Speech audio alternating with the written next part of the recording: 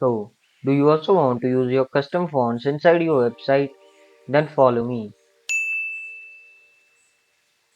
We'll apply the fonts to this website with a paragraph and a H1 tag. And in the previous lesson, we have learned how to use the inbuilt fonts of CSS, that are font family, and you'll see that there are some limited options for font. But in this lecture, we'll use Google Font. For that, open Chrome, and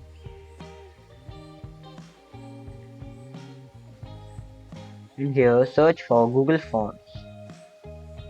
Google Font. Once you open the website, you'll see that there are a bunch of different options for fonts.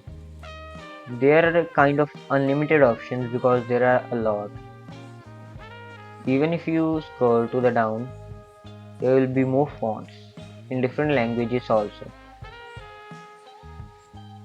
I'll go up. Okay.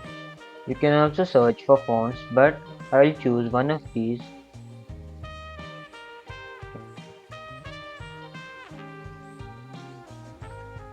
I'll choose I'll choose this one.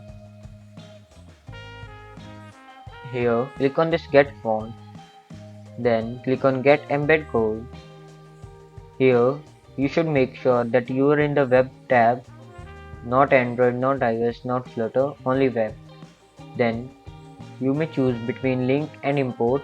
I'll use the import because it's way more concise, and I'll copy the code and inside the VS Code in the HTML file paste it, and then again come to the same page and copy these first two lines of code. Control C, and in the styles.css I'll use the universal selector and paste them. Now if we go live, you'll see that the font is applied. So here's a pro tip for you.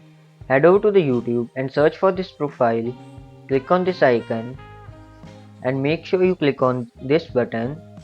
Like if we click on this button, then this icon shows here, and click on this and then click on this drop down and then click on this all. This will keep you updated with the web development updates and CSS tricks. So that's it.